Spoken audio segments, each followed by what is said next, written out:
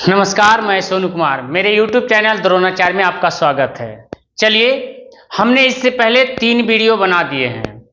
आपका चल रहा था टॉपिक हिस्ट्री का, 12वीं क्लास की हिस्ट्री का चैप्टर नंबर 1 सिंधु घाटी सभ्यता। इससे पहले हमने 3 क्लास हो चुका है, 3 वीडियो हमने बनाया। अगर कोई भी बच्चा अगर कोई नहीं देखे होंगे, अगर मेरा पहला वीडियो, दूसरा वीडियो, तीसरा वीडियो नहीं देखे हैं तो वो पहले आप जाकर वीडियो देख सकते हैं। उसके बाद में आप आइएगा तो आपको पूरी तरह से यहाँ पर पूरा कंप्लीट सिलेबस मिलेगा। आप देख सकते हैं कि यहाँ पर जो हम पढ़ा रहे हैं आपका ये एकदम सटीक और आसान शब्दों में, और जो है कि आपको मिलेगा यहाँ पर जो कंटेंट है आपका एनसीईआरटी से थोड़ा एडवांस होगा। और हमारी यूट्यूब चैनल पर आप बने रहें, जितना भी होगा मैं पूरा कंप्लीट कर दूंगा। आज का जो टॉपिक है, चलिए शुरू करते हैं। आज का टॉपिक है हड़प्पा नगरों से प्राप्त वस्तुएं, कि हड़प्पा नगर से कौन कौन सी वस्तु प्राप्त हुआ है, ये सारी बारे में हम लोग जानेंगे। और हड़प्पा नगर से कौन वस्तु मिला है, ये सारी हम इस वीडियो के अंदर जानेंगे।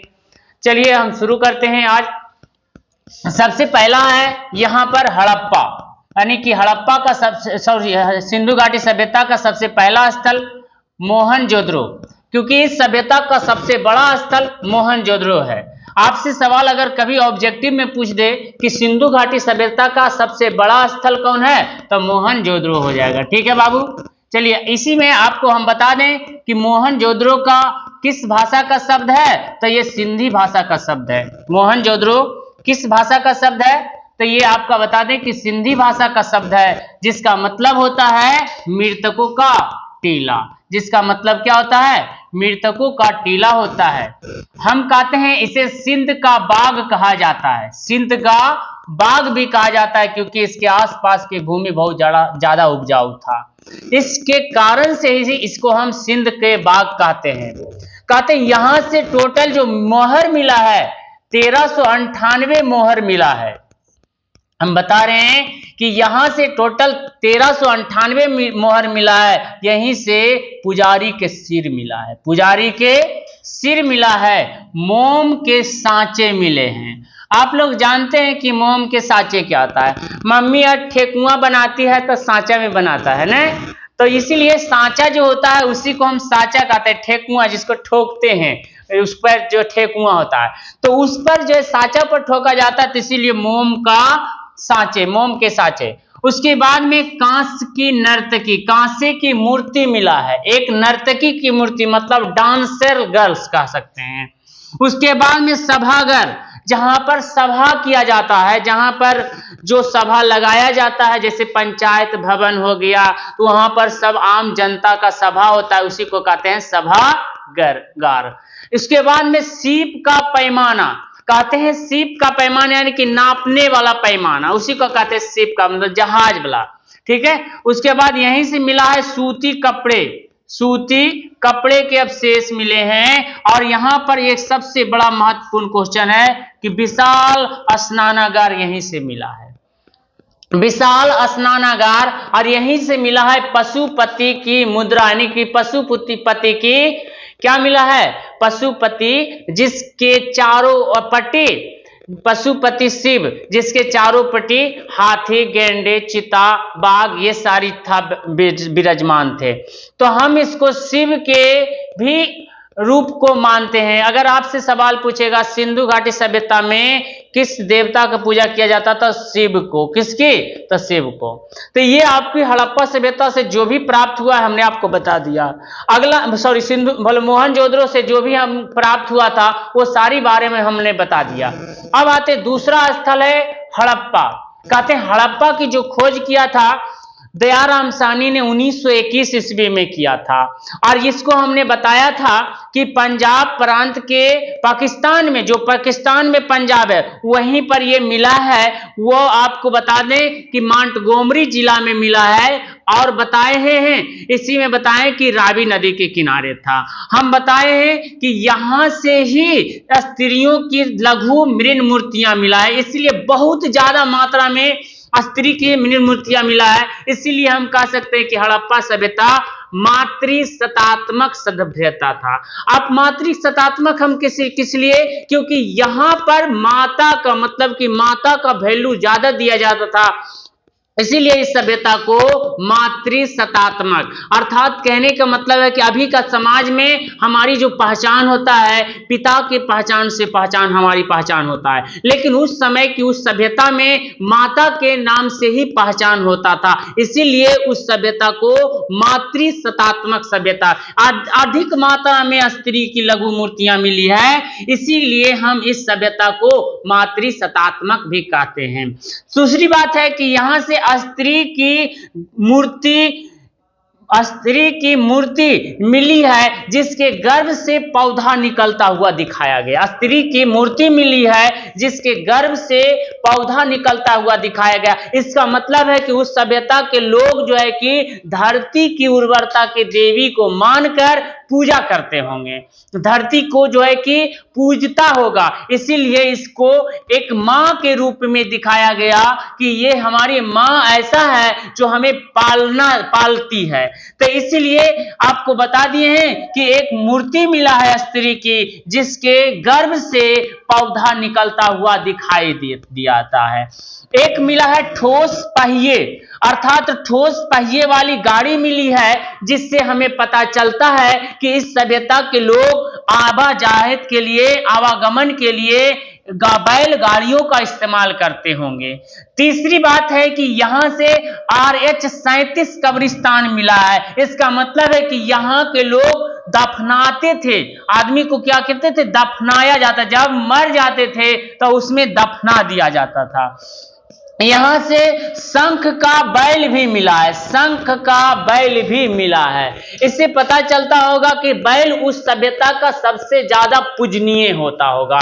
इससे और वहीं से जौ मिला है, जौ जो आप जानते हैं, अगर कोई मर उड़ जाता है तो जौ को छींटा जाता है, तो जौ वहीं से मिला है। अब गेहूं भी, अगर आपसे सवाल पूछेगा इस सभ्यता का, सिंधु घाटी सभ्यता का सबसे प्रमुख फसल कौन है, तो जौ और गेहूं। कौन हो गया, जौ और गेहूं। इसी के भूसी मिला है, यहीं से मटर मिला है, तिल मिला। मटर से पता चलता है कि इस सभ्यता के लोग जो है कि दाल का प्रयोग करता होगा, शाकाहारी और मांसाहारी। तिल मिला, इससे मतलब पता चलता है इस सभ्यता के लोग तेल का भी प्रयोग करता होगा, अर्थात इससे पता चल गया है कि हम लोगों को क्या क्या मिला है। चलिए नेक्स्ट में अगली नगर है, चलिए देखते हैं। चलिए ये टॉपिक अगला, इसी में एक और टॉपिक आया है, तीसरा नंबर टॉपिक, 2 तक हो गया। एक था मोहनजोदड़ो, दूसरा था हड़प्पा और तीसरा है चंदुदड़ो। कहते हैं चंदुदड़ो ये एक कारखाना, औद्योगिक नगर था। क्या था, तो ये एक औद्योगिक उद्योग नगर था। कहते उद्योग नगर, यहां से मनके बनाने की कारखाना प्राप्त हुआ है। मनके अर्थात कहने का मतलब है कि जो बर्तन बनता था उस समय, जो पत्थर बोलो कह सकते हैं कि वहां पर जो मिट्टी के जो बर्तन बनाया जाता थे, मन की जो घड़ा होता था, उस बर्तन बनाने का ये कारखाना वहां से मिला। इसका मतलब है कि ये जो चंदुदड़ो जो था, ये ऐसा नगर था जो कि एक उद्योग नगर था, मतलब कि औद्योगिक नगर था, औद्योगिक नगर था। कहते औद्योगिक नगर था, तो हम कह सकते एक अलंकृत हाथी, मतलब डिजाइन किया गया हाथी मिला है, अलंकृत हाथी मिला है, मतलब वहां पर कलाकारी, मतलब डिजाइनिंग किया गया, वहां पर से हाथी मिला है। श्वान मिला है, वहां से एक श्वान मिला है। उसके बाद में एक पीतल की बत्तख मिला है, पीतल की बत्तख जो बत्तख आप देखते हैं उसी का बत्तख मिला है। यहां से लिपस्टिक का प्रमाण मिला है, लिपस्टिक जो अभी वर्तमान में लोग लगाता है लिपस्टिक, वही लिपस्टिक का प्रमाण जो मिला है। जैसे कि एक श्रृंगार बॉक्स मिला है, उसी में आईना, कंघी, लिपस्टिक, पाउडर उडर जितना भी था, ये सारी चीज वहां से मिला है। इसका मतलब है कि भारत में आज से 5000 साल पहले भी श्रृंगार वगैरह जो किया जाता था, लिपस्टिक ये सारी काम किया जाता था।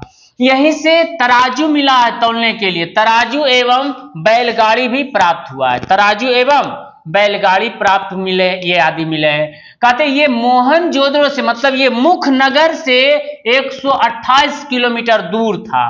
तो कह सकते हैं कि इस नगर को दूर में बसाया जाता था, क्योंकि औद्योगिक नगर था, प्रदूषण ज्यादा नहीं फैला, इसीलिए जो है कि उस नगर को दूर बसाया जाता था।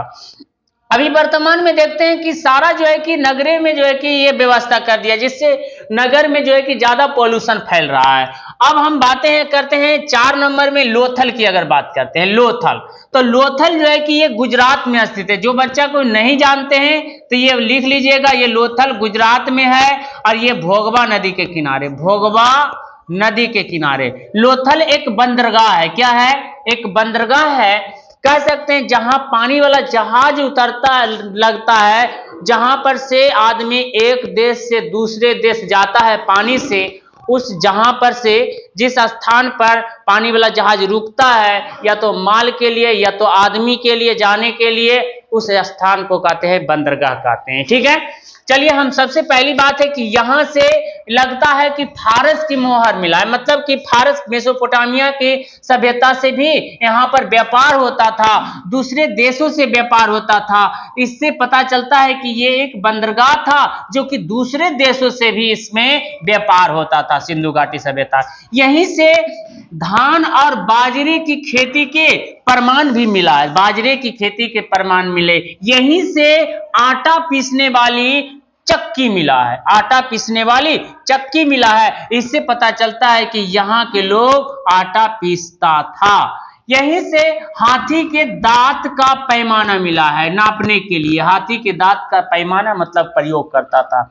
यहीं से मनकों का कारखाना मिला है, यानी कि पता चल जाता है कि बंदरगाह के साथ साथ यहां पर उद्योग का भी काम होता था। यहीं से कुत्ते की मूर्ति भी मिला है, कुत्ते की मूर्ति भी मिला है। यहीं से बकरी की हड्डी मिला है, बकरी की हड्डी। इससे पता चलता है कि यहाँ के लोग खान पान के लिए बकरी के मांस का प्रयोग करते थे। यहीं से 3 युगल समाधान मिला है। इससे पता चलता है कि 3 युगल समाधान जो मिला है, इससे एक साथ मतलब कि दफनाया जाता था 2-3 गो के। तो इससे पता चलता है मतलब कि 3 युगल समाधान मतलब जोड़ा 3 गो ऐसा मतलब कि कब्रिस्तान मिला है जहां पर एक साथ 2 गो आदमी को दफनाया जाता था। इससे पता चलता है कि उस समय सती प्रथा भी प्रचलन में था, सती प्रथा भी प्रचलन में था। जिसके पति मर जाता था उसके पत्नी को साथ साथ दफना दिया जाता था, उसी व्यवस्था को कहा जाता था सती प्रथा।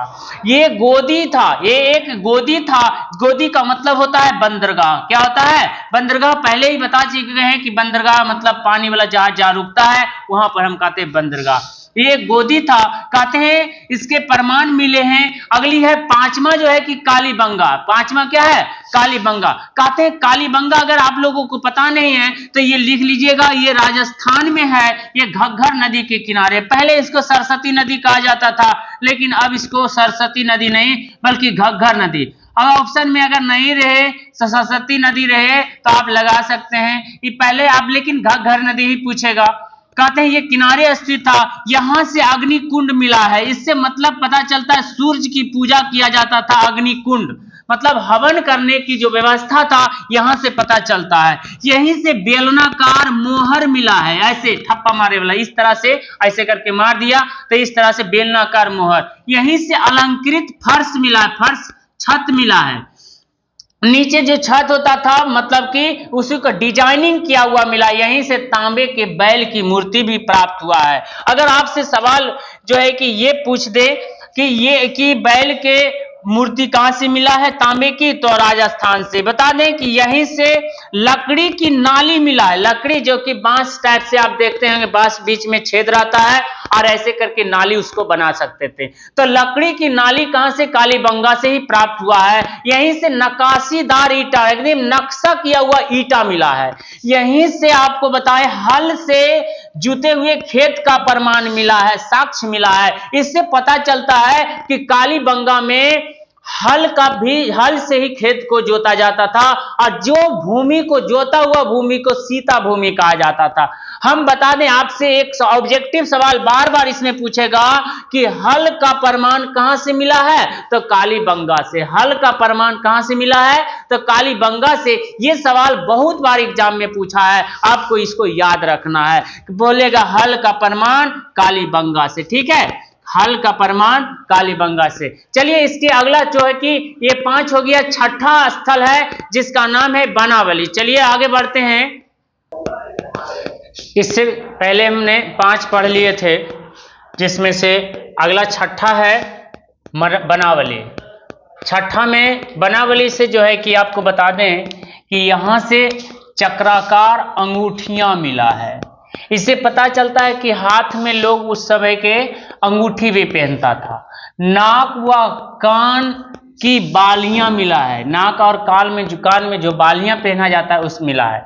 यहां से बनावली से मछली पकड़ने का कांटा भी प्राप्त हुआ है, और यहीं से मिट्टी से बने खिलौना भी प्राप्त हुआ है। अगर आपसे सवाल पूछेगा कि मिट्टी से बने हल का खिलौना कहां से प्राप्त हुआ है, खिलौना कहां से प्राप्त हुआ है, तो आपको बता देना है बनावली से प्राप्त हुआ है। ये सवाल रहेगा। अगली जो नया ये हम लोग पढ़ लिए हैं कि हड़प्पा नगरों से प्राप्त वस्तुएं जो छो जो मुख्य नगर था, उन सब के बारे में जानकारी हम लोगों को मिल गया है। अगली जो टॉपिक है, नया टॉपिक है, जिसका नाम उद्धरण किसी बड़े स्थल की पुरातात्विक रिपोर्ट। सबसे पहली बात है, हमने बताया कि राय बहादुर दयाराम साहनी के बारे में, राखलदास बनर्जी के बारे में, एन.जी. मजुमदार के बारे में, अर्नेस्ट मैके के द्वारा, रविंद्र सिंह बिष्ट के बारे में बताए थे, सूरजभान बताए थे, यज्ञदत्त शर्मा, बी.वी. लाल, जगपति जोशी एवं रंगनाथ राव आदि ने हड़प्पा सभ्यता के विभिन्न स्थलों के उत्खनन करवाया, और उपरांत करवाने के उपरांत पुरातात्विक रिपोर्ट को भी प्रस्तुत किया। इन्होंने वर्तमान में प्रचलित सामग्री से यहां से प्राप्त सामग्री की तुलना किया और अपना निष्कर्ष पर निकला और अपनी रिपोर्ट को प्रस्तुत किया। जो उस समय जो मिला और अभी जो वर्तमान में है, उस सभी से इसकी जानकारी को प्राप्त किए, और इस जानकारी को पता करके और इसके निष्कर्ष को प्रस्तुत किया लोग के सामने, जनता के सामने। ये टॉपिक यहां तक ये था। इसके बाद में हम ये अगर सवाल आपसे पूछे इसमें कि किसी बड़े स्थल, मतलब कि हड़प्पा सभ्यता के पुरातात्विक रिपोर्ट को आपसे सवाल पूछेगा, हड़प्पा सभ्यता की पुरातात्विक रिपोर्ट को प्रस्तुत करने वाले कोई 4 पुरातत्ववेत्ता को नाम लिखिए, तो इनमें से कोई 4 को नाम लिख दीजिएगा, आपका उत्तर मिल जाएगा। और इसके नीचे में निष्कर्ष लिख दीजिएगा, इन्होंने वर्तमान में प्रचलित सामग्री से यहां प्राप्त सामग्री की तुलना कर अपने निष्कर्ष प्रस्तुत किए थे। तो इस तरह से लिखिएगा। 2 नंबर का सवाल पूछेगा यही आपका सवाल है कि हड़प्पा सभ्यता के जो पुरातात्विक रिपोर्ट जो प्रस्तुत किए, किसी 4 पुरातत्ववेत्ता का नाम आपको लिख देना है, 4 गो, और इसके अंतिम में निष्कर्ष लिख देना है, आपके उत्तर मिल जाएगा। चलिए इससे आगे हम इसी टॉपिक में आगे हम चलते हैं और देखते हैं। इसी में टॉपिक लिए हैं, इसी में जो हम पढ़ा रहे थे, जो पुरातात्विक ने प्रकाश डाला है इसी पर। इसी में सबसे पहली बात है कि प्रख्यात पुरातात्विक अर्नेस्ट मैके ने महोदय ने मोहनजोदड़ो से हुए खुदाई पर 1937 ईस्वी में अपनी रिपोर्ट प्रस्तुत की। आपसे सवाल पूछेगा कि अर्नेस्ट मैके ने मोहनजोदड़ो में जो खुदाई हुआ में जो मिला है, वस्तु मिला है, उस पर कब जो अपनी रिपोर्ट प्रस्तुत की, तो 1937 ईस्वी में। अर्नेस्ट मैके को यहां से एक वर्तमान की पत्थर की चक्की की तरह एक अवतल पत्थर मिला है। अवतल पत्थर, आप जानते हैं अवतल अवतल कहते हैं अवतल, तो इसके ये भाग रंगा हुआ रहता है और इसको कहते ये गड्ढा हुआ रहता है, तो इसको कहते अवतल। ये इसमें लोढ़ी पार्टी से ऐसे पिसते पिसते ये खिया गया होगा, इसीलिए इसको अवतल की संज्ञा दिया गया। इसीलिए इसको अवतल की संज्ञा इन्होंने अर्नेस्ट मैके ने दिया इस पत्थर को। साथ ही सिल पर बट्टे की तरह का एक पत्थर भी प्राप्त मिला है। हम बता दें कि मोहनजोदड़ो की खोज जो है कि सबसे पहले हड़प मोहनजोदड़ो की खोज तो राखालदास बनर्जी ने किया था, लेकिन यहां से जो वस्तु मिला है, जो प्राप्त हुआ है, सामग्री मिला है, उन पर बहुत विद्वान अलग अलग विद्वान आया और अपना अपना रिपोर्ट प्रस्तुत किया। तो ये बात हम बोल रहे हैं। लेकिन आपको खुदाई जो किया है, सबसे पहले खोज किया था राखालदास बनर्जी ने। तो हमने आपको बता दिया कि अर्नेस्ट मैके को यहां से एक वर्तमान की पत्थर, जिस समय अभी वर्तमान में जो पत्थर जो चक्की है, आपको जो लोढ़ी पार्टी है, उसी की तरह एक अवतल पत्थर मिला है। अभी लोढ़ी पार्टी जैसे कि उसका जो है कि पार्टी जो है कि खिया जाता है, इस तरह से हो रहा है। और वहीं साथ ही सिल पर बट्टे की तरह एक पत्थर भी मिला है। कहते यहां से दो प्रकार की चक्की मिला है। सबसे पहले एक जो चक्की मिला है, ऊपर वाला छोटा पत्थर जो बेलनाकार आकृति में होता था, उसके नीचे वाले पत्थर पर उसको आगे पीछे चलाया जाता था, यानी कि लोढ़ी पार्टी, आप समझ रहे होंगे। और इससे नीचे वाला पत्थर खोखला हो जाता था। जब चलाया जाता था तो इससे क्या होता, नीचे वाला जो भाग है वो खोखला होते चला जाता था। और दूसरी जो मिला है, आपको बता दें, जिनमें ऊपर वाले पत्थर द्वारा जड़ी बूटियां तथा मसालों को कूटा जाता है, जिसको अभी ओखली कहते हैं। ओखली कहते हैं ना। तो इस तरह से ये टॉपिक आपकी समाप्त हुआ। एक सवाल इसमें बड़ा इंपॉर्टेंट पूछता है, ऑब्जेक्टिव। अगर आपको कहीं पर अगर दिमाग में है तो उसको नोट कर लीजिए। सबसे पहले किस पुरातात्विद ने कहते इसमें क्वेश्चन पूछेगा, किस पुरातात्विक ने अवतल